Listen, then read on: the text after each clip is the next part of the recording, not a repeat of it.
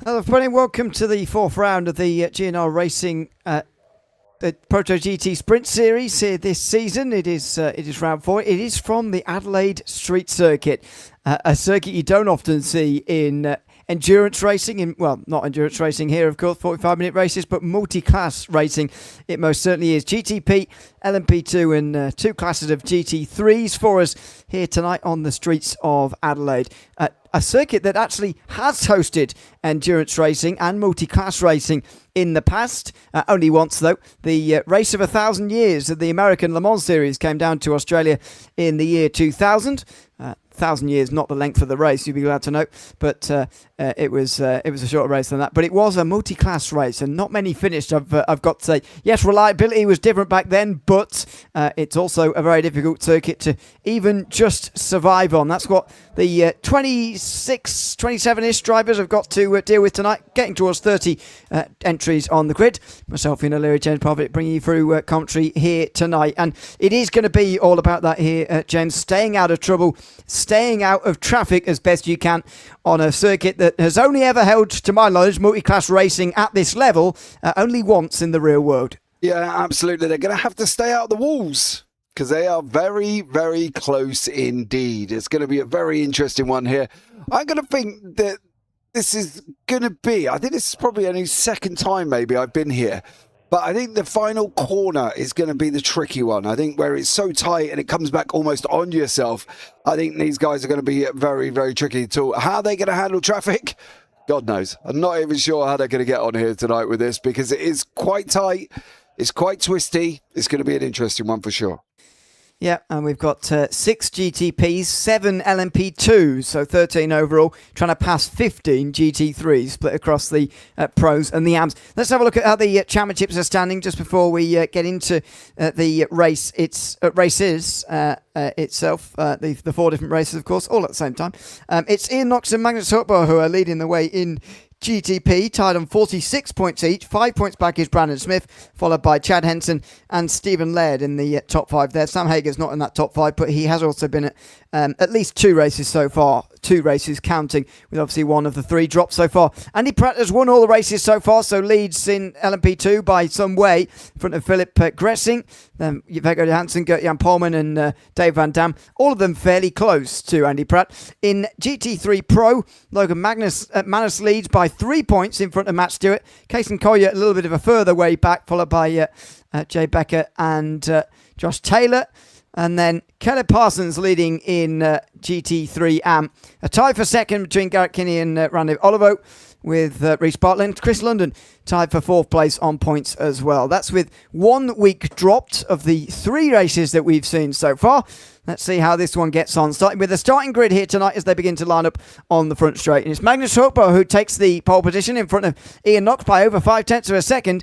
Chad Henson, the only other one within a second of pole. Brandon Smith then in 4th, ahead of Sam Hager and Stephen Laird, the last of the GTPs. Philip Gressing takes pole this time out in LMP2 with a notable absence of Andy Pratt. Vegard Johansson alongside with Gert-Jan Polman and Javi Sierra on row 2. Jeff Manning and Dan Turner on the last all LMP2 row, followed by Parker Enquist, who's then in 7th place. Matt Stewart takes the GT3 pole. He's a pro driver, unsurprisingly, in front of Kason Collier.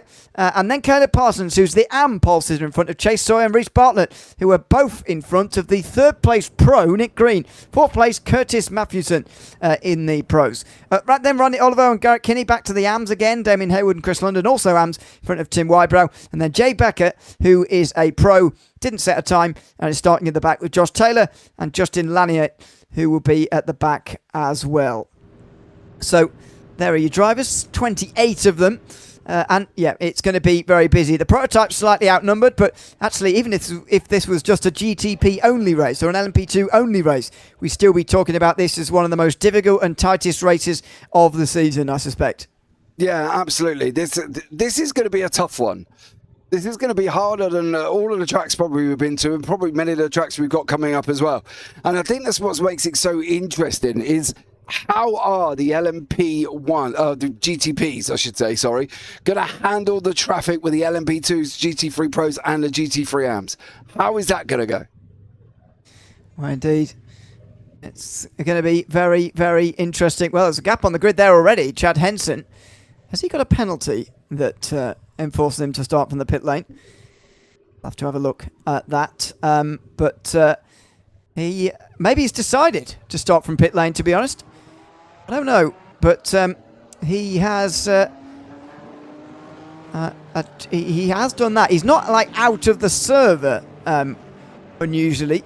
He's in the server still, but not on the grid. So that's what's making me think it might be a penalty. But let's wait and see on that. I'll have a look for that. But he was not on the front row. It was Magnus Hopbo and Ian Knox who will make their way around first and second. So yeah, they'll lead us around. But yeah, the only other driver within a second, other than those on the front row, not starting on the grid with everybody else. Yeah, I can't see. Chad, there is a penalty registered for Chad Henson, but I don't know if it's the last round or not, to be honest with you. There's only been 3 race incident discussions that have been taking place, and his name is mentioned in one of them. So I can't give you all of the details because it doesn't say what the details are. But yeah, maybe he has, maybe he hasn't. But how is this going to go? That's the thing. It's going to be one of them tracks that we're either going to sit there and go, that was absolutely epic, or we're going to sit there and go, oh my God, that was a complete and utter, well, horrible race. Let's put it that way. That one on Henson, by the way, just to read it, it was him complaining about being spun out by somebody else. So I'd be surprised if that is the cause of it. But yeah, we don't know at the moment is the truth of it. So there we are. Anyway, the others are making their way round behind the pace car at the moment. As always, a 45-minute race for us tonight. Sunny conditions, pleasant conditions, not too warm though. 23 degrees Celsius. Not sure if the time of day, sorry, the date, the in-game date is actually somewhere around today, because of course in Adelaide at the moment, down in Australia, it's winter, so it'll be late winter. It is lower conditions than normal, so still pleasant, still comfortable, but not too hot as you sometimes see when you're racing down there in the Australian summer. Which we are not doing here today, so at nice temperatures. And in any case, 45 minutes should be enough to get these tyres the way through, but fuel restrictions, as always, mean that everybody will make a pit stop for fuel over the course of the day. Magnus Hoppo will be in control of the field, looking to beat Ian Knox tonight. Whoever beats the other will likely be the championship leader at the end of the day. Let's see who can do just that here on the streets of Adelaide tonight, as the GNR Simsport Proto-GT Sprint Series looks to get underway once again, and Hoppo able to react to the lights quickest and get down towards turn number 1 first, in front of Knox, then Smith, Hager and Laird getting comfortably through single file first time round. Chad Henson not able to go yet before the LMP2s get going down in towards turn 1, I don't think. Anyway, he's going to have to start right at the very back of the entire field. 7 of these LMP2s waiting for Philip Gressing's word, and he gets going now as well in towards turn number 1. Fantastic start from him. Well, a little bit wide through turn 1. That might already be an off track, and it's already a slowdown for him. And here comes Vegard Hansen trying to get on the inside. He won't know that, but he might presume that he's got to slow down. He gets to the inside in towards turn number 4, and that is a change of lead already in LMP2 as Gressing makes an unforced error really and gives up the lead straight away. Yeah, that was a bad start there. Gressing just could not get going at the moment. The GT3s are now up and running. Matt Stewart, Caleb Parsons, Cason Collier side by side. Collier comes out of that battle after bumping the curb in the left-hander of turn number 1. So you're going to be interested to see how these guys get on. But at the moment, as per normal, the GT3Ps are getting a little bit more spread out. Sam Hager's got Stephen Laird tucked in as they come round a complete lap 1.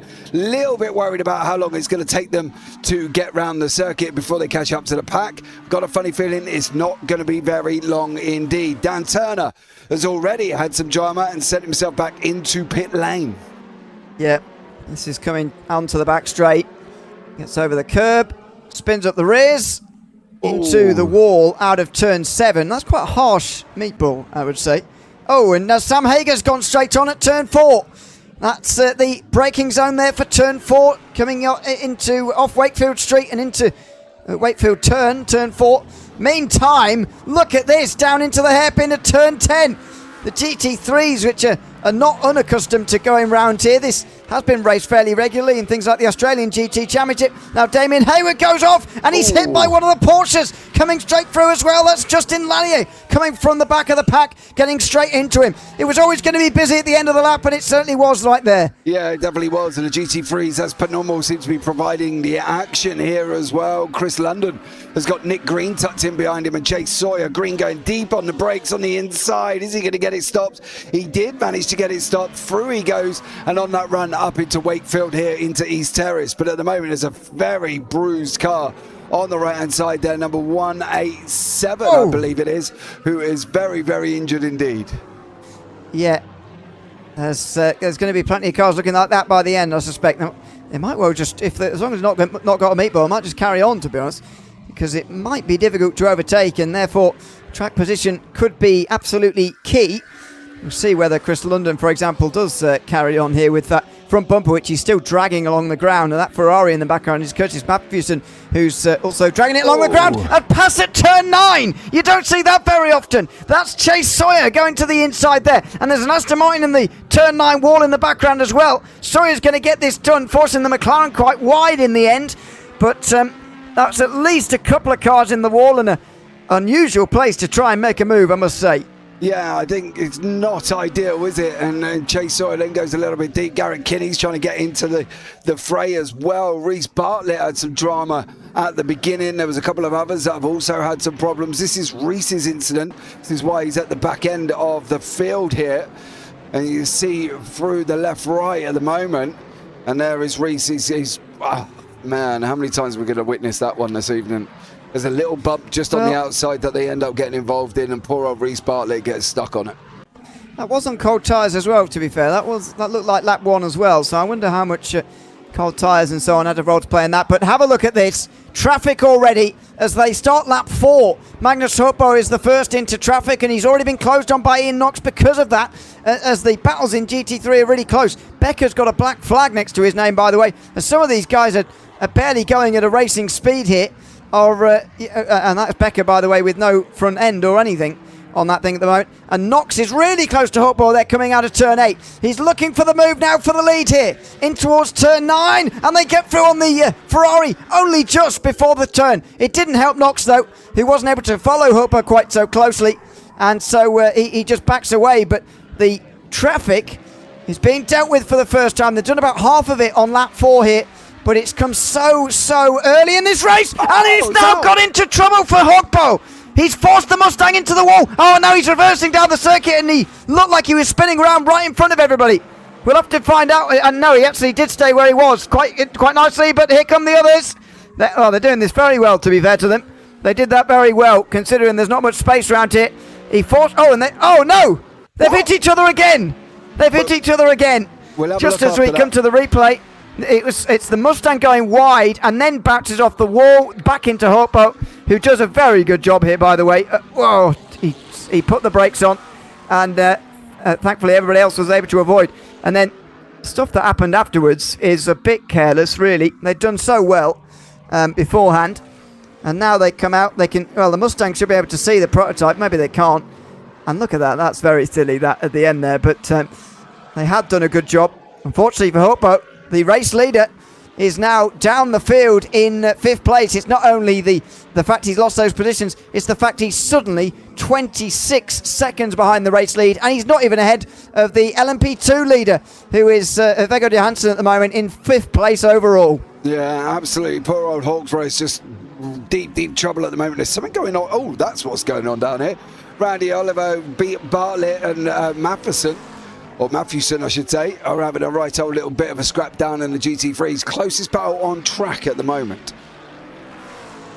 Further down in the GT3, side by side to the final corners. The McLaren's going to go off, and it's going to go way deep into the final turn. Oliver will be looking not to hit the wall. Oh, he slows it down just in time, but that was coming from a long way out. That contact through the penultimate corner, sending him off the road. I mean, I know this circuit is difficult, but everyone's gone a little bit balmy here tonight. Hoppo has lost more time now. Henson's even passed him. Chad Henson did get into the race after all the prototypes had gone through. He didn't rejoin after the entire field. He did rejoin after the LMP2s went through, but Magnus Hopbo has clearly been into more trouble as those two get close. That's Sawyer and Kinney, and driving through the middle, there's the race leader. Yeah, he has. He knocks in Laird, sorry, second place. Yeah, behind him. But these two are getting very, very close together here as well. Coming in through Brabham, down into the hairpin. It's going to be a pull-up. Oh, it's gone wide. Laird off. He's facing the wrong way. How did he manage that on his own? There's no grass or anything to clip. There's no nobody around him for him to hit. That was very unusual for Stephen Laird, who loses second place to Brandon Smith as a result of this incident down here towards turn 10. And he weaves from one side to the other, which is normal around this circuit, but just brakes too late and then tries too hard to slow it down and spins it round. Unfortunately, that's a slam on the brake pedal movement, and then he kind of just ends up pulling it back, and that's the end of that one. Unfortunately for Stephen Laird, he just hit the brakes, then carried on hitting the brakes and tried to hit it harder, and when he did that, the back end was like, nope, thank you very much. That's not happening. So unfortunately for Stephen Laird, he has gone round. But Garrett Kinney giving Sawyer a nice little bit of a battle here as well. We did say it was going to be manic. I didn't realise it was going to quite be this manic. Well, Stephen Laird's gone off again in towards turn 4 here, just straight on there. I guess realising that he wasn't going to make the corner, and therefore drops to the back end of the pack once again, or drops another place, I should say. Doesn't drop any further than that. Sam Hager gets past him and onto the podium for now. Here's Magnus Hopbo behind Chad Henson. Bizarrely, a battle for 11th overall that's between two GTPs. You'll notice the speed difference between LMP2 GTP, very small here. The fastest lap of the race in LMP2 is a 14.8. Fastest lap of the race overall is a 13.2. So the slowest GTPs are barely quicker than the fastest LMP2s. That's just how similar they are around here. That's absolutely nuts, isn't it? Absolutely bonkers when you look at it like that. But you can just see at the moment that the average speeds aren't going to be massively different from each other. And Hopbo does go through on Chad Henson. Henson making his way up through the field. They're now going LMP2. Hopbo goes in deep. Henson tries to come back at him there as well. Jay Becker jumps to pit lane. Yeah, indeed. It's a good job that you don't lose any points for losing positions to LMP2s. If you're a GTP, of course. Although it's still a hindrance in this race itself. They're going to have to get past them all before even getting to Laird, who's clearly in trouble at the moment in terms of the rhythm that he has around here. Now we're about to see just how difficult it's going to be. I don't think we're going to see very much GTPs getting past LMP2s today. I don't think they're going to even go a lap down in 45 minutes, to be honest. So this might be one of the only occasions that we see it. And you saw how difficult that was for Hopbo in towards turn 1. Now he's got to work on Parker Enquist as well somewhere. This is like making legitimate passes at the moment. Yeah, but unfortunately, that's the joys of spinning out and putting yourselves behind them. You know, for Magnus Hopbo, it's just one of them things, isn't it? He's got to do the work. He's got to get past the traffic. He's on lap 8, 34 minutes to go, and pit stops included. How far is he hoping to go? That's going to be the problem. There he goes. He gets through now into turn 9. So we'll see what or when the pit stops are going to be made here. We do sometimes think about traffic and how best to avoid as much traffic as possible. Is that really going to be possible around here, though? I do wonder, because the track's so big. I mean, there is a gap at the moment. You can see on the track map from what looks like Damien Hayward. There he is in 25th. He's got a long way up to the next driver in front of Josh Taylor, and it's 20 seconds, but you'd be lucky to slot yourself into that gap, and of course that gap's going to close quite soon, because Ian Knox will soon get through, and then he'll start, he'll get in the middle of that, and they'll close up to Josh Taylor, and so on. It will go on. So that gap won't exist for very long, and I don't think there will be very many gaps that exist for very long at all in this race. No, I'm not entirely sure what my opinion would be on this race circuit, to be honest with you. Manic racing in multi-class, and I don't really know if that's fun. I've got to be honest. For me, I don't really would think that this would be a circuit that I would like multi-class on. I've got to be honest. I could think of probably a lot of other things that I could be doing on a Friday night rather than trying to not get put in a wall. You know what I mean? I'm quite enjoying it, I've got to say. I'm liking the chaos. Yeah, that side of it I get. I understand that, but I don't know. I don't know if it's my cup of tea. Let us know in YouTube chat if you're here. Hukbo's got an instant limit penalty, I think, already. And he hit the back of Manning there. I think he might have some damage as well as he comes into the pit lane. So I mentioned that it was going to be the winner between Hukbo and Knox to take the championship lead at the end of today. Well, that's going to go the way of Ian Knox as it stands with the race lead. He is miles in front of Magnus Hukbo, who now comes into the pit lane, making a bit of contact, as I say, with Manning, who's third in LMP2, now caught by Pohlmann. Here's Enquist, who's now caught up to Chad Henson, and is passing him on the way towards turn 4. There's also a Ferrari they're trying to pass. They're trying to stay out of each other's way as best they can. And here comes Sierra now, and Enquist loses a position to an LMP2 while trying to pass the GTP. It might have been better served just staying behind Henson there. And he might not have been passed by Sierra, but there we are, he's down to 11th. That's the thing, isn't it? He went for one and then ended up losing one, and now you've got GT Freeze in the background. Sierra's on the lights going, hey, I'm here, let me through, you know what I mean? And we all know the rules of multi-classes is down to the fastest driver behind, yada, yada, yada, to make the overtake. But it's very, very difficult. As you say, there is that gap between first and 24th. If you go in pit lane, you might be able to slot into. The chances are, unless you've got it bang on and you're not using the Ferrari F1 team's technical advisor, you might be all right. But it's going to be very, very hard to try and time that gap there as well. And this is where... Sorry, another one. Randy McLaren. Olivo. Yep, Randy Olivo goes around this time into the final corner. It might be a solo incident. Have to write it down. In towards the final turn. Just brakes a bit late. That's a very unusual spin for a McLaren, that one. Yeah, again, that was the same scenario. He went in hot, then had to hit the brakes, and then continued to hit the brakes and thought, oh, Jesus, I better hit the brakes. And as he hit the brakes, the car was like, no. And around it went. Yeah. So, that's the sort of thing. Say we saw it earlier with that with Laird and GTP. You don't see it so often in GT3.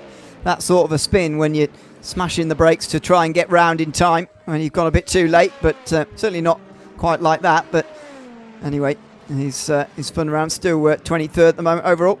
Here's Olivo. As the battles just start to quiet down for a moment. I can't imagine it's going to quiet down for too long. Oh, and dear me, Hukbo comes steaming in there to turn 10 as Lanier's trying to get past Matthewson for 21st overall. He's mining out for the prototypes as well, and there's good reason as well, because both of these two are already damaged and probably scarred by the stuff that's happened beforehand. yeah, I think the interesting thing for me on this scenario will be as well, where are you as an LMP2? Do you have to look behind you because you've got a GTP coming at you? Or do we think this is going to be one of the racetracks where the LMP2s might not end up a lap down? I know you mentioned it a little bit earlier on, but they've lapped up to 13th, which is Stewart. So are they going to get to the likes of Enquist in 23 seconds with pit stops? Yeah, maybe. I don't think they'll get to the leader, at least in LMP2. I mean, the leader, Johansson at the moment, is only half a lap down on Ian Knox. Yes, we're only 15 minutes of the way through the race, but you've got to remember he started about 15, 20 seconds behind him to begin with.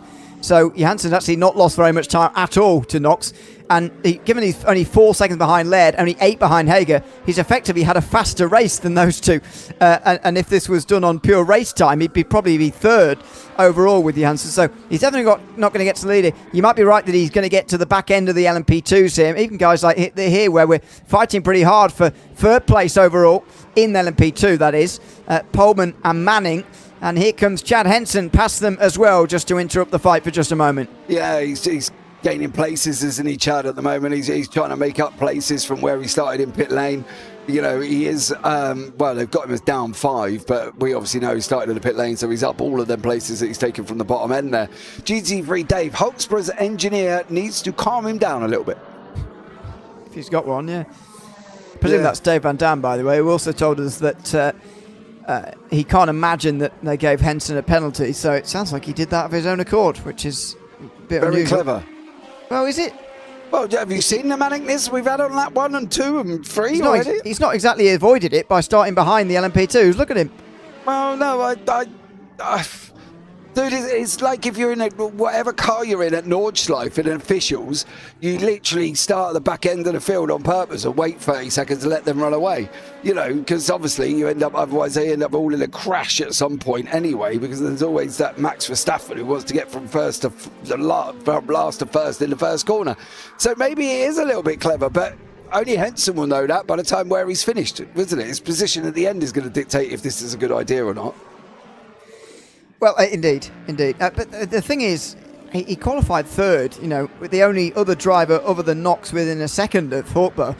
So I felt he really had the speed to stay with them. But anyway, that's a follow the leader situation, isn't it? Henson gets a slowdown, and therefore so does Pullman, so does Manning, as they all follow each other across the curbs there of turn 1, 2 and 3.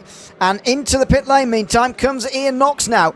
He's seen the big group of GT3s and some LMP2s in front of him, and that might just be the motivation for him to come into the pit lane from this race lead. Let's hope that it's not actually for damage or anything. Has he got the front end on that BMW? He's running a bit slowly, and he's got no front wing. That's why he's into pit lane. It's early. It's an early stop for Ian Knox. He's had trouble out there, and the new race leader is now Brandon Smith, who's had a very quiet day so far. Just at one faster pair needed for Knox, who had this incident here.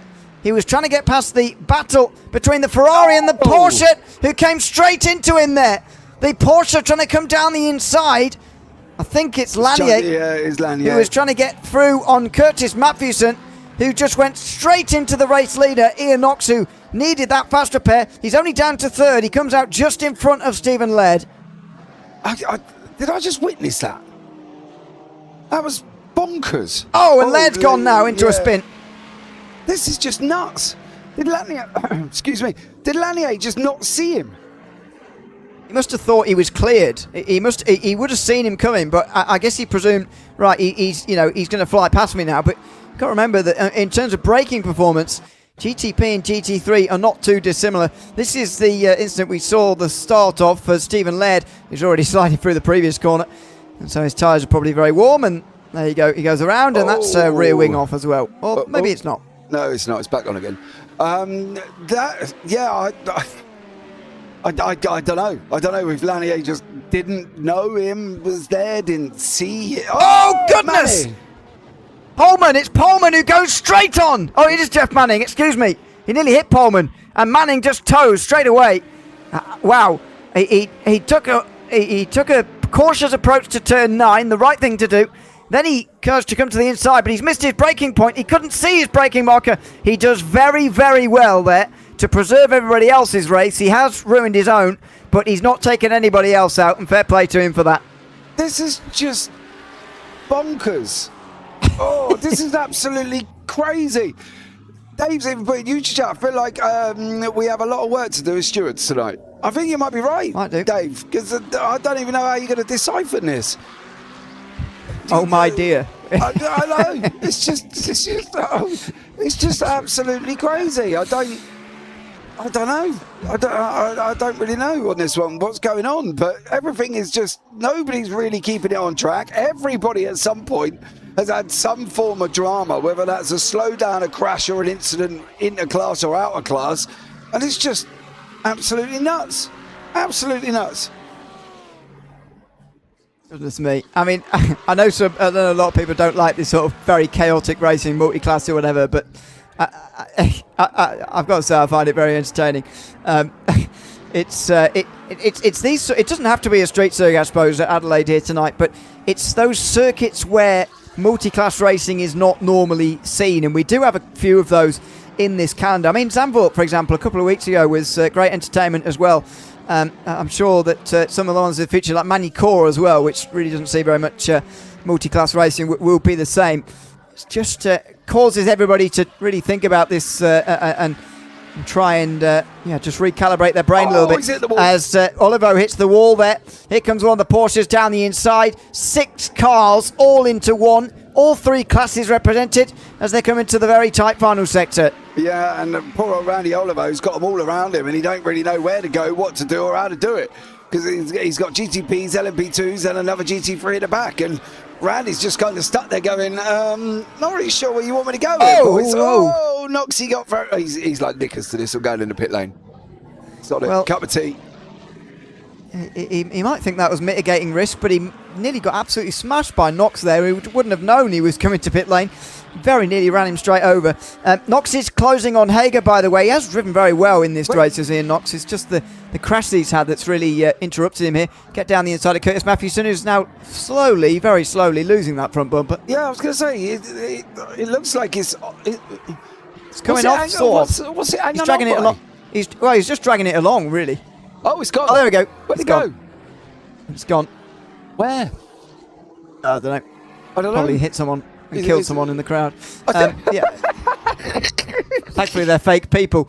Anyway, yeah, there's no front end on that Ferrari anymore. It doesn't seem to be affecting his handling really at all as we hit the halfway mark. I mean, there's only one or two, one basically for a GT3 high-speed corner around here at turn 9, which means that, it's a very manageable circuit if you've got especially downforce sort of damage. As the race leader now exactly on halfway, Brandon Smith comes into the pit lane. 18 laps completed. They're likely to get 35, 36 laps around here tonight. Yeah, absolutely. Parker Enquist has had some drama and he's lost places to Stewart, Collier and Parsons. Not quite sure. Oh, I don't like this one bit, to be honest. This is down into the hairpin. Where are you going? Where are you going? Oh, missed it. Just got to turn it round now as well, which is a bit of a pain. He's done that quite well. Only a 3-point turn. Seen much worse. Yep. But yeah, he continues on. Brandon Smith now back out in third place behind Sam Hager and Ian Nox, who are effectively fighting for the lead at the moment, although pit stops obviously have created that. Smith's stop was only 7 seconds, so I wonder whether Ian Nox, who only pitted 4 laps ago, could actually put the fuel in during that fast or before or after that fast repair to actually make it to the end of this race. Surely they wouldn't need much fuel around here, given the slow speed nature of it. I know, we need to stop dreaming about a no-stop race because it's not even going to happen around here. Never mind anywhere else. But a very short fuel fill. If we're saying, Nox only 5 seconds, Smith only 7, I wonder if Nox can make it to the end of this race here tonight. I'll be very interested to see if they can. Holtbrook just cleared Grussing there and goes on his way. So Holtbrook is gone. Nox is right behind Hager. There is Sam Hager. There is Ian Nox. So they've come in through turn 1 and 2. And then on a run down now. Down Wakefield they go. But Nox is getting very, very close to Hager. Is Hager playing this very, very cautiously, do we think? I don't really see Sam being overly aggressive with this. Just trying to get to the end and knows he'll get a good finish if he can manage that. He comes out of turn 8 now towards turn 9. A pretty fearsome corner in GT3s, but absolutely flat out in these GTPs. And you can see the gearing change so as to even get into 7th gear before coming down here. Late on the brakes, sliding on the brakes, and Ian Nox is going to close right in. Uses first to get round that hairpin. Has to tuck back into line though, in behind Hager in this battle for the race lead. He'll not want to spend ages doing this because he'll know that Smith, as well as he, could be going to the end of the race. And so they have to, they're in effectively in a battle. And so Nox can't afford to waste much time. He breaks down the inside there quite late. And he might not have the space here with the Mustang in front unless Hager just lets him go. Hager's still on the inside here, in towards the chicane. Somebody's going to have to back out of this. Or are they going to do it? Side by side through the chicane. And Hager comes out the other side with the lead again. And he's got that Mustang there that he can use to block him in. I find that comment quite funny, Dave, in YouTube chat, to be honest with you, as well. But Hager can use this Mustang very, very well here, especially through this bit. If he could have cleared him, that would have been ideal, but he's going to have to wait at the moment. I wouldn't say running around the outside would be the best line, but Sam Hager trying to stay close to the Mustang, stop Noxie coming through. There he goes. Can Noxie clear that GT3? Yeah, he got the job done as well, but Hager took that opportunity and opened up 8 temps there at the front. Dave said, by the way, that He thinks it's funny we're talking about strategy when everyone's using 100% of their brain power to keep it on the racetrack rather than actually think about their strategy, which maybe is a fair enough comment, to be fair, in this particular scenario. Magnus Hutbo into the pit lane here, much longer stop from him, 27 seconds, almost suggesting he maybe took tyres there for whatever reason. Parker Enquist just staying in front of Kason Collier here for 12th place overall. These two behind the GT3 leader, who is Matt Stewart. And in Enquist's case, that's because he's already made a pit stop. Kason Collier is in behind him as a GT3 at the moment. He's not that other LMP2 as I thought initially. I don't know who that is actually, but Collier's second in GT3, and he is challenging Enquist at the moment. Matt Stewart indeed ahead of Enquist at the moment, although as I say, GT3s haven't stopped yet. No, that's Viggo Johansson in that LMP2. He's just about to put a lap on. Well, there's a big puff of smoke going on down there. Oh, there's a couple of cars there's one facing the wrong way. Okay, so what has gone on? We've got Matheson's got some drama. And then it looks like Chase Sawyer has had some problems after this. Oh, he's going to get Oh, Matheson, just as he'd got a new car as well. He's got a new front bumper and everything. Oh, and he drove straight into that Corvette, to be fair. That wasn't a very good rejoin. And now neither of them have got a rear wing or... Oh, no! Look at this! He was in a rush. Oh, that's the leader. That's Matt Stewart, who wasn't waiting for anybody. Yeah, that could explain it. Poor old Matheson has now got no front end again, or rear end. Right. He did that one to himself, I'm afraid. Well, yeah, I'm not doubting that. I'm just saying he's now, from his new car, he's now got an old car. And Sawyer's got a very old one now as well, a very second-hand one, because he's got a meatball. Sam Hager, meantime, in this battle, that's with Knox behind him, is it? So he must have had some trouble here. Oh, he's gone wide into the water through barrels. turn 13 into the tyre wall, which just slightly sticks out there. Careful! No! Oh, Brandon Smith knew exactly what was going to happen there, and he slowed down accordingly. Jesus Christ. How did he stay out of that one? Gert-Jan Pohlmann has just lost a place, or gained a place actually. He's just overtaken Sam Hager. Hager must have damage from the incident he's just had. That's him coming out the pit lane. This just... Okay. Now Brandon Smith's had trouble. Brandon Smith's in trouble here through the middle sector. He's behind the LMP2 leader. He's no longer chasing the overall leader, Ian Knox, who's also had trouble tonight. It's Brandon Smith in the wall, and it's coming out of turn 7. And the bigger problem here is not the damage, but how he's going to get turned around without hitting anybody. He's only just managed it now, by the way. This replay could be quite long. Oh, he's just stuck in a wall. Oh, no, he's fine. He just needs to find a... He's absolutely destroying the rear end of that Cadillac. Watch him do it again here. Bang! Oh, he avoided that time, thanks. Oh. And he doesn't quite rejoin nicely, but it's okay. Laird was waiting for it. And now the LMP2's come in. So Ian Knox was beginning to get worried if an LMP2 was going to win this race overall. Well, that is going to be ended for the moment because we're 15 minutes to go. The LMP2 leaders come in. Stephen Laird has already made his pit stop and also gets through. Sam Hager's going to get back in front of these LMP2s as well. So order at the very front of the field is going to be restored. Javi Sierra, though, carries on and he will lead a lap as an LMP2 because he carries on here. Janssen takes a 16-second pit stop and he gets out with the net race lead again. Yeah, this is all going to have to give this a minute to settle down because people are going to be jumping around all over the place there. Randy Olivo and Justin Lanier. Lanier, of course, taking out the leader earlier on, unfortunately.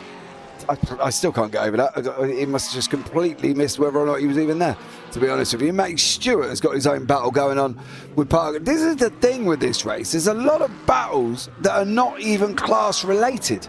Like this is for position. Yeah, I know, but isn't it? I find that quite fun. I don't know. I'm not even sure. Nick Green's now got a black flag and a penalty. I wonder if that's for speeding in the pit lane, being that he's in the pit lane. But yeah, lots going on at the moment. Hey, I'll be a compliment to the YouTube chat. The same corner and bump JP called at the start of the race. Thank you very much. I do know what I'm talking about. Through the middle sector there. Yeah.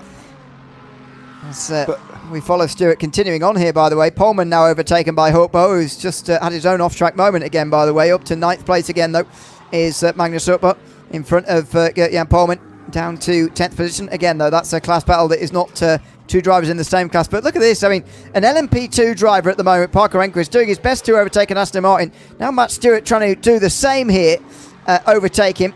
And they are in the... I mean, it's just extraordinary, isn't it? You do not see this every day. We're in the final 15 minutes of this manic race, by the way.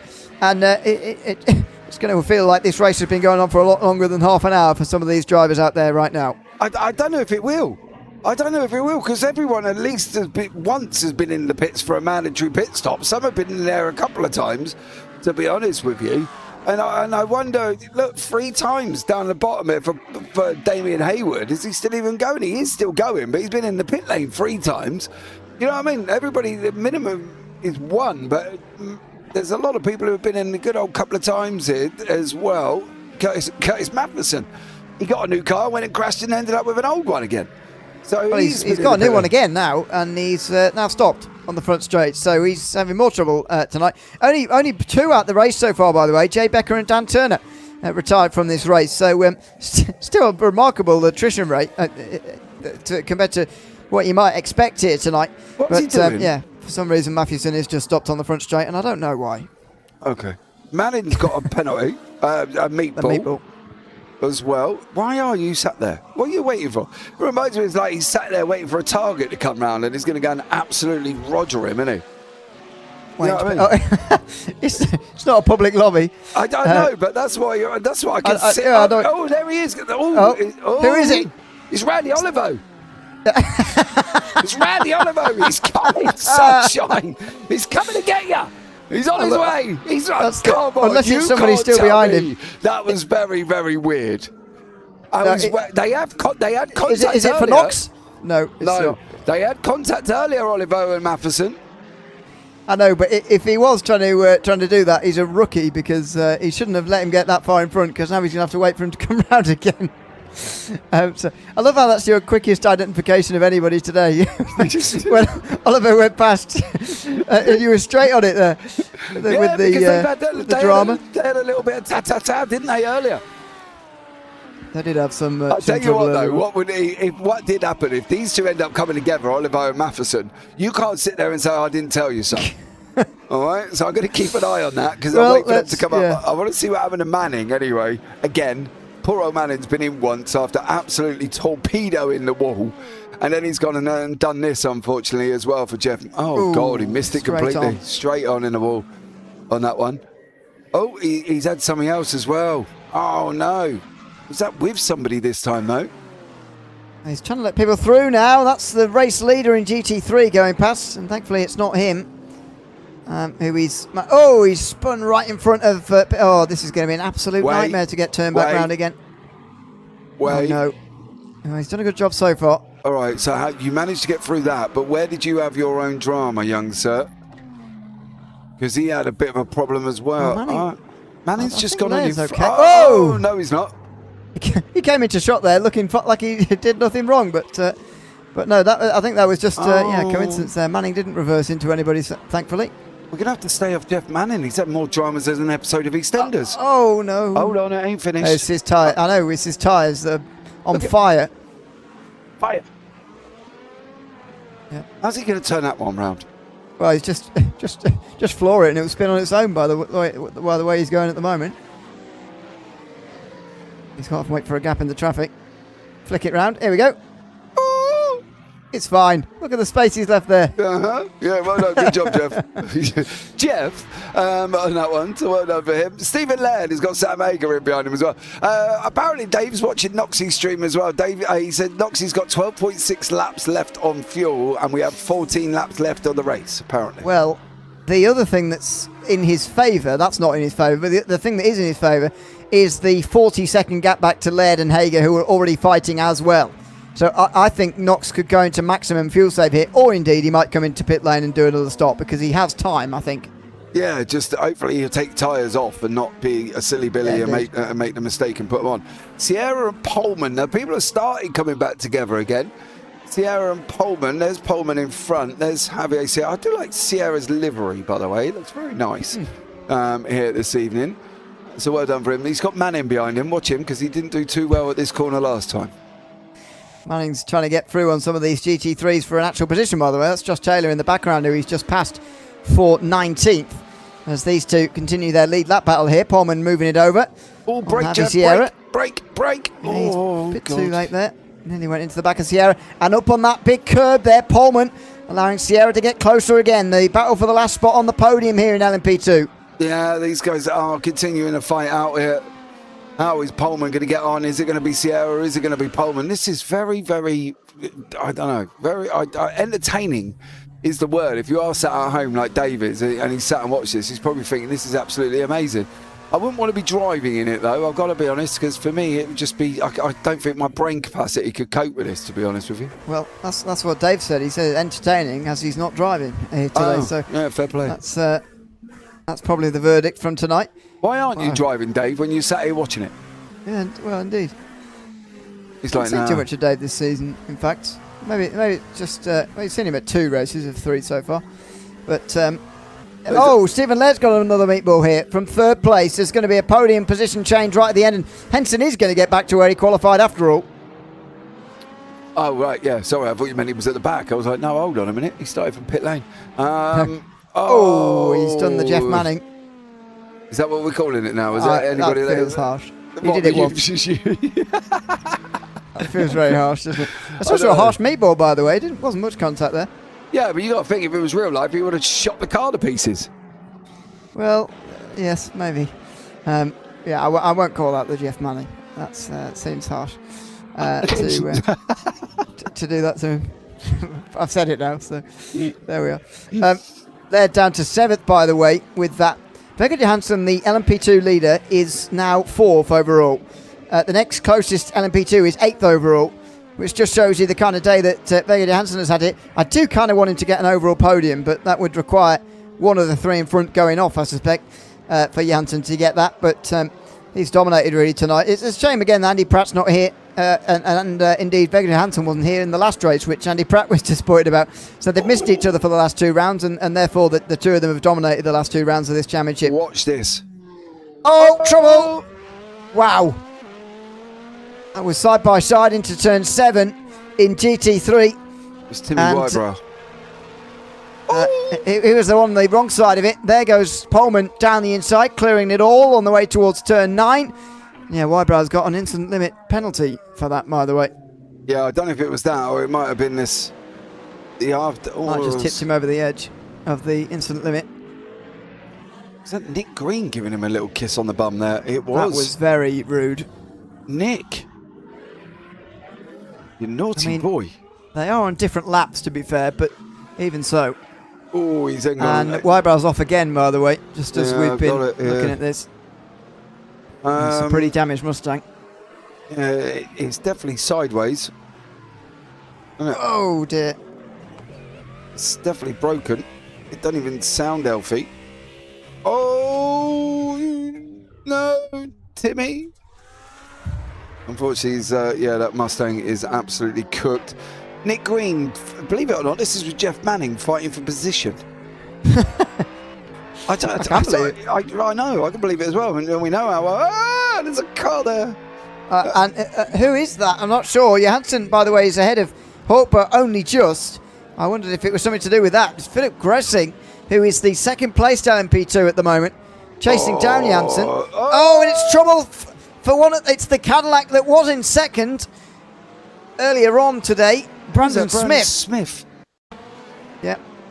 Oh no, what is he doing here? He had a terrible rejoin earlier as well. I'm going to have to do it this way, I'm sorry, but this is the only way I can get, because I don't know what... Stop.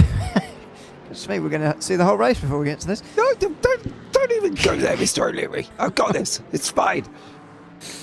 Broadcasting gold. Oh, no. So he spins around, tries to... So that first bit is the LMP2's fault, I'm going to say. And then they go either side of him. So far he's done it right, Smith. Now he's got out the way. Now he's got to try and get back the right way without turning into anybody like last time. There we go. That was much more nicely done this time. Oh, no, it wasn't. Spoke too soon. No, I was going to say there was more to it because we caught the back end of it and he was going backwards and forwards. Oh, he's taking his rear wheel off again. I hate it when people reverse into the wall like that. Go on, son, you got this. There we go. He's on his way. Now be careful again. Oh, goodness. I think he's fine. I don't know what is going on there. There's lots of drama here. Maybe on this one. Friday nights off with the wife, just on the wrong Fridays, unfortunately. Did you not have a good time, Dave? Is that why you sat watching the broadcast? What? Am I missing something there? Maybe they watch it together. Maybe that's date night. Watching, listening to the sultry tones of me and you. I mean, it could be worse. Let's face it. You could be listening to somebody completely who wants to send you to sleep, and there's enough of them around. But yeah, what more entertaining do you want to listen to, Dave? Hey, me and you on a Friday night with you and the wife. Say hi to the wife for me. I suspect they've probably got home. It's 1 o'clock where he is at the minute. Where is he? Is he in Holland? I think he's in the Netherlands, is he? Yeah, I don't know. So. I don't trust any flags on iRacing at the moment either. That's true. They're just completely unbelievable. Like, I called somebody from America because they had an American flag, and he was like, no, Australia. And he was like, no, I'm living in Florida. I was like, well, I've got that completely wrong, didn't I? I think it's hard for people who don't live where they were born to know what to put. They're watching it together, apparently. Holding hands. Dave, give her a kiss on the hand from me for you. You know what I mean? There you go. Well, dear me. It's a perfect night, isn't it? You know what I mean? We're going to send them to sleep. Maybe. Oh, dear anyway, me. Manning's about to make another pass for position here on Reece Bartlett this time. And that'll be easily done. And he's just been behind Javi Sierra there, who's in ninth. And just up the road from Sierra is Pullman and Gressing, who are fighting for second place in LMP2. Probably the last fight for actual position. I know that's a fight for position that we've just seen there for Manning and Bartlett. But probably the last fight for actual position here is going to be between these two. Oh, there goes Gressing to the inside on a pair of GT3s. One of them's the leader. And Lanier, we know what happens with him. Give him wide room. Oh, I'm sorry, I couldn't help it. But that was rude. Coming through with the first chicane. I'm sure Justin didn't mean it. He just didn't see him, did he? I know. At all. He completely missed him. Oh, yeah, I mean. The leader in Knox, by the way, is not far in front of these guys. So Knox is about to take the white flag next time round, and so will these two. Ah, there you go. He's just on a run down through turn 8 at the moment, then down the Brabham and then into a hairpin. They've given it a name, but I can't actually pronounce what the name is. So I'm just going to call it a hairpin for now for Ian Knox as he comes round on that one. For the final run of the evening, 1 minute 11 left on the clock. And there's going to be one more after this. Yep, indeed.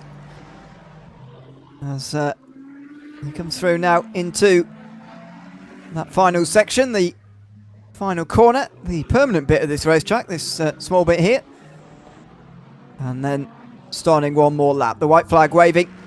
36 laps here tonight, as we saw and predicted at the halfway mark. Thought it was going to be 35 at maximum actually tonight, but they've gone a bit quicker than I thought. And it's gone quick tonight.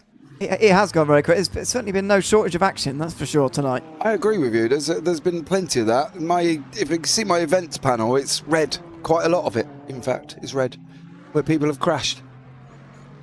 Yeah. So. Well, don't forget he had that incident earlier on in Knox with Justin Lanier. We were just commenting on earlier on. Caused him to get a meatball flag here, Knox. But he's come back from that. He actually incorporated it into his strategy in the end. And it's worked out quite well for him. Helped, of course, by the fact that not very long stops. Oh, my word! That was super close. That's why you don't try and get out of the way as a GT3.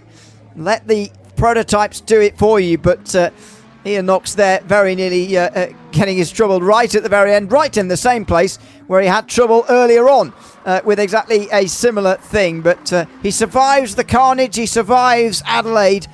And he's going to stand on the top step of the podium at the end of it. He's going to be the new championship leader as well. Ian Knox comes out of the final corner and he wins at Adelaide in the GNL Simsport Proto-GT Sprint Series. It's Ian Knox who takes victory on the streets of Adelaide as Magnus Hoppo tries to get on the podium and limit the damage in the championship. He's going to get a penalty late on here and he's going to drop down the field. In the other classes, Matt Stewart is coming back round the final corner right now to take yet another victory in GT3 Pro. With no Logan Manus here today, that is going to give Stewart the championship lead potentially, depending on the drop week for Manus. We'll find out next week on that one. As in the background of that shot, Caleb Parsons comes through. That's quite a quiet race, to be fair to him. He gets in the GT3 AM victory here tonight. And in LMP2, a great drive overall from Vego de Hansen, who's actually going to be promoted to 4th place because of the penalties to Magnus Horkbo. He locks up right at the very end, lapping this bit of traffic. Luckily for him, all the other LMP2s are on one less lap than he is. He's going to finish on the lead lap here, is Vego de Hansen, the last driver on the lead lap, and he's the winner in LMP2. An extraordinary drive, and the first time somebody other than Andy Pratt has won. And it's Vego de Hansen in LMP2 after a chaotic Adelaide race. Yeah, I'm not really sure what we can say about that. It's been very, very manic indeed. Vego trying to do donuts on a very tight circuit. That's not really working out for you. Go on, son. You got this. Round you go. Go on. There we go. Vego Johansson getting the car rotated nicely and giving us some donuts right at the end. Well, that was exciting. It certainly wasn't short on drama. That is, I agree with you. That is for sure. We'll chat to some of them about what it was like from inside the car in a moment. But let's have a look at the race results first. Ian Knox, the victor, by 45 seconds at the end there.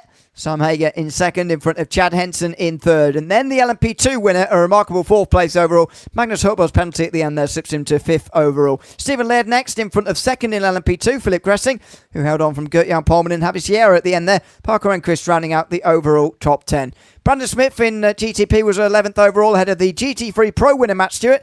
Not that far in front of Kason Collier in the end, and not that far in front of the AM winner Caleb Parsons. Chris London and Garrett Kinney completed the podium in GT3 AM, with Reece Bartlett next. Then Nick Green, who was the last driver on the podium in GT3 Pro in front of Josh Taylor, Jeff Manning, the top 20. Randy Olivo, Justin Lanier, Chase Sawyer, Damien Hayward, Curtis Matthews, and all had trouble in that race, but did get to the end. Tim Wybrow was a late retirement. Jay Becker and Dan Turner were early retirements here tonight. Let's have a chat to Ian Knox, shall we, if he's there? Can't see him. He's right at the top. Oh, he's right at the top. Yeah, he's sharing his screen to everybody, so it's going to be even more rude when I move him, but I'm going to do it anyway. So there we are. Noxie, welcome in. Sorry to be grabbing you from the main group like that. But, all good. How you doing? Yeah, very, very good. Very, very entertained, I've got to say, from that race. How are you feeling at the end of that one? Stressed, entertained? I'm feeling very stressed, mate. It's crazy. We saw, dude. We literally did see. Wow, huh? I mean, look, it's really good fun, and this is a learning league, and the best way to learn is to make mistakes, right? And boy, everybody's done a lot of learning tonight, I think. Oh, Justin Lanier made some corker, did he? Justin and I are going to have a little chat. Oh. Is he going to end up on the Barbie? The fun thing about Justin is he's just setting up a league of his own. He's invited me to be in it. So we're going to set some rules. I mean, to be fair, what I was going to say to Ian is that incident in itself could have happened anywhere in the way that it actually transpired. Which is the bizarre thing. The incident that really defined your race, actually, to my mind, could have happened anywhere in the world. But there's all the other stuff, the street circuit, the multi-class element. I mean, I'm sure you were expecting something like this, but what is it actually like to be in there, at the time in a race like that? Oh man, it's a lot, like you're processing a lot of information all at the same time and still trying to make sure you hit your marks and, what am I going to do with this guy and trying to figure out which drivers are doing what. And I think at one point we were 3 wide going into turn 1 and in the GTP you can't wait, like you've got to go past. So you can't just sit there and wait because then you cause an accident by hitting the guy from behind kind of thing. So look, it's a lot, but it's also a lot of fun. That's why we do it, hanging out with mates and enjoying it and chatting to you guys at the end. And I feel bad for Magnus. He was far quicker than me today. So, really I kind of stole one off him. But it's fun. How much fuel did you have left? Plenty. I was not don't lie to me. No, I had plenty, mate. I put in 1.6 extra laps. It's like I'm not.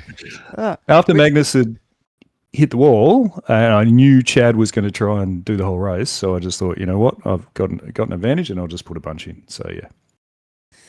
Well, fair enough. We thought Dave Van Dam told us you might be a bit closer than maybe you were in the end. But look, I've done a lot of racing with Dave. You learn not to listen to him. Yes. He sat home with the wife about now after their date night watching it. So, you know, we're going to give him props for that. Dave's a great guy.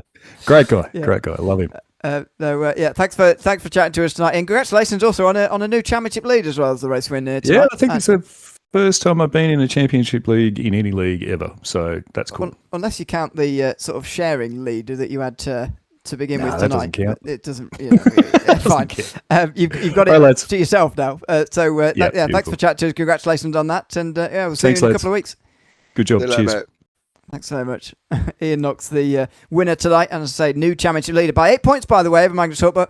Chad Henson is third, 14 points back. Vegard Johansson has closed the championship margin in LMP2, although he's got up to second, I should say. He's not closed it. Andy Pratt's still 12 points in front of him, but Vegard just taken the win tonight and joins us now as well. Welcome, Vegard. Good to have you with us. Sorry to grab you from the big group again. A great race for you, not only in LMP2 actually, but overall as well. You managed to finish fourth place overall on the lead lap in LMP2. I mean, how was that tonight? Incredible. I didn't realize I finished fourth overall. That's amazing to hear. Amazing. I was really concerned about today. I tend to do poorly on street circuits, so I really practiced for this one. And it certainly seemed to pay off. I mean, what do you see the rest of this season going like now? Because it's been so far to this season, Andy Pratt winning first race, second race, third race. You know, you were in there to challenge in a couple of the early rounds. We weren't here last time out at Zandvoort, but how do you see the rest of this season going between the two of you when both of you are here on the track together? The rest of the season is dedicated tracks. I believe it's Kota, Magnico, and then there's one I've forgotten, and then Red Bull Ring, I believe. Yeah. And dedicated tracks I do well at. I would have taken Watkins if it wasn't for that unfortunate last lap overtake by Andy. Well done to him. And then I just had a horrible time at Monza. I'm definitely not going to let him walk away with this one. He's going to have to fight tooth and nail for it. Ooh, fighting words, Vegard. Fighting words. Oh, he's going to fight for it. Okay, mate. Yeah, good to hear as well for the season. We look forward to that over the rest of the season. Vegard, thanks for chatting to us tonight. Congratulations on the race win at Adelaide. Thank you. Thanks so much. Vegard Johansson, the winner in LMP2. Matt Stewart takes the victory in GT3 Pro and can join us as well. Welcome in, Matt. Congratulations on a GT3 victory here tonight and a 12th place finish overall in a GT3 as well. Obviously, it was he's gone. He don't want to talk to you. No, he didn't. Can we try again? Hello, Matt. Can you hear us? Oh, sorry, I'm not so sure what happened there. Sorry. It's all right, mate. Many people run out of the booth when Ewan starts talking. It's fine. Thanks. A 12th place finish overall, but more importantly, the GT3 Pro win. We've talked to prototype drivers about how it was, and they were mentioning the chaos and so on. I can't imagine it was much different for you in GT3. Just tell us how that was tonight. Yeah, it was pretty chaotic. I think the hardest part was managing the lap GT3 traffic, to be honest. There's a few incidents there where I sort of almost had to come to a stop. Just these, not a lot of runoff at this track, so just sort of had to make do with the little gaps I had. But it was definitely an interesting race. The traffic made it interesting, so it was good to take the win. And I'm a fan of this track, so it definitely was good to look forward to this one. So it means you've taken the championship lead now as well with Logan Manus not here today. You're now ahead by 1 point. How do you look at the rest of the season now with Kota, Manicor, Indianapolis, Red Bull Ring still to come in the second half of the season? Yeah, I do like the up-and-coming tracks. So, I'll just have to just see how it plays out and, looking forward to it. Well, we'll see you there. Congratulations on the win tonight, Matt, and thanks for chatting to us as well. Cheers, guys. Okay. Thanks so much, Matt Stewart, the winner in GT3 Pro, and in GT3 AM, excuse me, it's Caleb Parsons who takes victory and joins us as well. Caleb, welcome in. Good to have you with us. I've got to say, we didn't see too much of you in this race, but that's a good thing generally at Adelaide, I feel. How was that for you getting through tonight? Yeah, it was pretty difficult race. Like it's a tight track, walls are always there. It was good up until I'd say you start getting the lap traffic. Because then it's just kind of nip and tuck whether or not they're going to pass you in a good spot or a bad spot.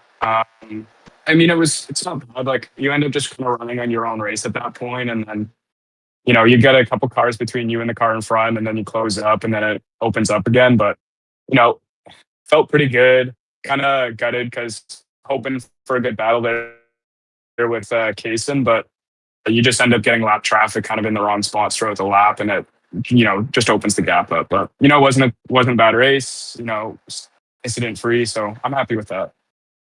Yeah, staying incident free round here is no mean feat at all, and it means you're in the championship lead now definitively by 9 points in front of Garrett Kinney after the first half of this season. How pleased have you been with these first 4 races in this series this time around? Yeah, no, I've been pretty happy with the results that we been able to achieve coming into this championship. I wasn't sure where I'd stack up, and after that first Monza race, you have a wet race and you don't really know where everyone stands because it's just about survival. But the last 2 rounds have been pretty good. Pace has been there. Happy to be leading the championship, but just looking to extend that championship lead every round. It's never a given. Rounds, it's going to happen at some point. So just try to put your lead as best as possible. Well, congratulations on the victory in GT3 AM tonight, Caleb, and thanks for chatting to us as well. Thank you very much, guys. Have a good night. Cheers. Thanks very much. Caleb Parsons, the winner in GT3 AM. Well, everybody coming away with the same reflection, really, and we could have guessed that it was all about the chaos here at Adelaide tonight. It was always going to be the busiest race of the season, the one that everybody had a look at when this calendar was released. There's a few odd circuits on this calendar, like Zandvoort last time out, and many calls still to come, but this was the one that everybody really was looking at, some with fear and some with for good reason as well. But I've got to say, I enjoyed the 45 minutes there. It was certainly not quiet at any point throughout that race. No, and it went insanely quickly. Literally, 1 minute with green flag, then 1 minute with checkered flag. It was awesome. Manic. Absolutely flat manic. Loads going on. Hopefully we'll have a calmer one next week.